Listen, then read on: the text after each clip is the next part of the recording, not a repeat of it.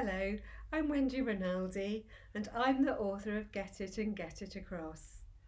Get It and Get It Across, or GIGIA for short, is a programme to help children and teenagers get a better understanding of subjects like maths, science and geography. It's suitable for children with special needs, either in a special school or mainstream setting, with or without EHC plans, and it can be used from around year 4 at primary school into the secondary school years. Essentially, GIGIA helps pupils to understand and use concepts that are covered in order because they link. Pupils first gain an understanding through the Get It activity sequence, and then they practice communicating their knowledge in the Get It Across activity set. GIGIA can be used as part of subjects at school because it complements national guidelines. But it's fun, so it can also be used as a club at lunchtimes, after school, or in the holidays. And it can be used with home tuition. In GIGIAgeography, there are 3 key areas: location, location, whatever the weather, and getting around. These are the concepts included in each area.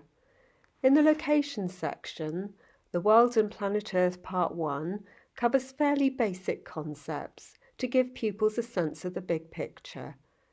The content then narrows down to look at areas closer to home, the country they live in and their local area. The final section, World and Planet Earth Part 2, covers more abstract concepts. In whatever the weather and getting around, the concepts again link, and so it's important you cover them in order. So I'm going to show you some of the material from the section on weather and temperature. In Get It and Get It Across Geography, one of the central characters is a dinosaur-type character called Geography Genius. And in some of the pictures, he's joined by the character Cat, who features in all the Get It and Get It Across programmes, maths, science and geography. So just to explain a little about the picture sequence I'm about to show you, children with special needs can conceptualise quite narrowly. So with weather, for example, they can think that it has to be sunny to be warm or cloudy to be cold.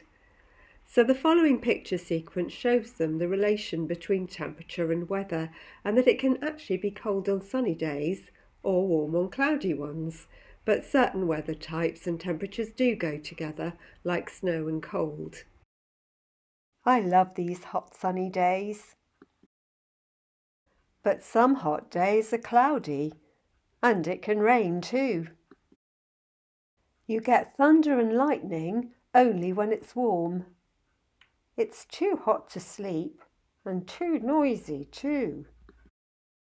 It has to be cold for snow and sleet.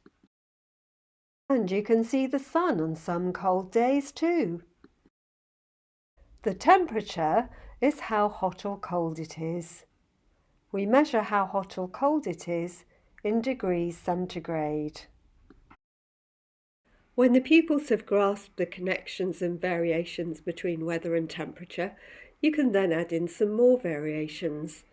For example, even though the temperature may be cold outside, what we can do can make us feel a different temperature.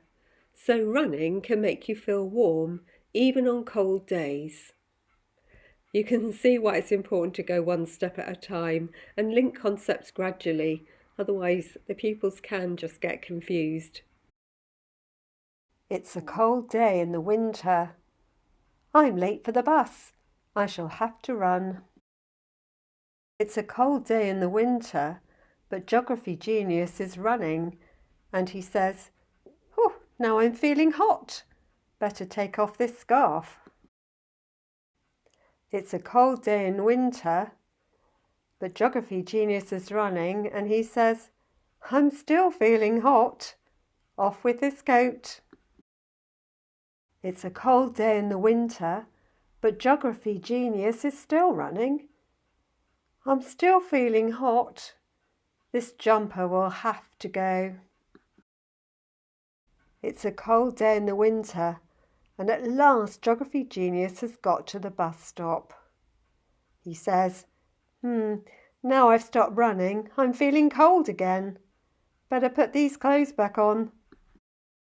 So each concept, like weather types, weather and temperature, seasonal changes, spatial concepts, directions, countries, continents, seas and oceans, town, village, countryside and coast, are all developed using this activity sequence, working on each concept one at a time in the order they're laid out in the manual to enable learning to build.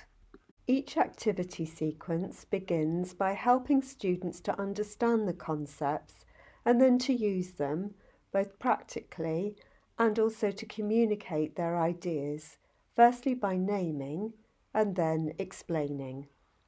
Explaining is the hardest part because it requires organisational skills as well as remembering the words. But it is important because when it comes to showing your knowledge in tests and exams, or perhaps when you want to help someone, you need to be able to communicate your learning. In Time to Explain, the students are famous weather professors and they have to give an after-dinner speech at a posh party. You help them to plan their speech using the chunk and choose strategy that you show them beforehand, and then they make their speeches. You can film the speeches so that the pupils can watch back and put any mistakes right for next time. This is what Get It and Get It Across Geography looks like. You can get it in book format or electronic. If you choose the electronic, we recommend storing the files on a laptop because then you can hook up to any screen with the appropriate cables for larger images. There is an assessment that helps you identify gaps in the pupil's knowledge and to monitor progress. You record your assessment findings onto the summary profile, and this enables you to see progress at a glance. So on this example, all the items the pupil knew on the first assessment are shaded in green, and the progress on the second assessment is shaded in orange. This is one of the pictures from the assessment picture book that looks at the pupil's knowledge of weather types.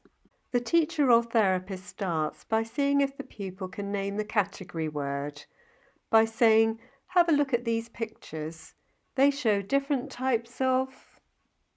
Then the pupil is asked to name each weather type, and the teacher or therapist checks whether they understand the relationship between weather and temperature by asking where could it be cold and where could it be hot. Finally, the teacher or therapist checks the pupil's understanding of the weather words. I hope that's given you an idea of Get It and Get It Across Geography. And if you have any questions, please get in touch. If you're interested in Get It and Get It Across Science or Maths, you'll find films about these on my YouTube channel. Bye for now.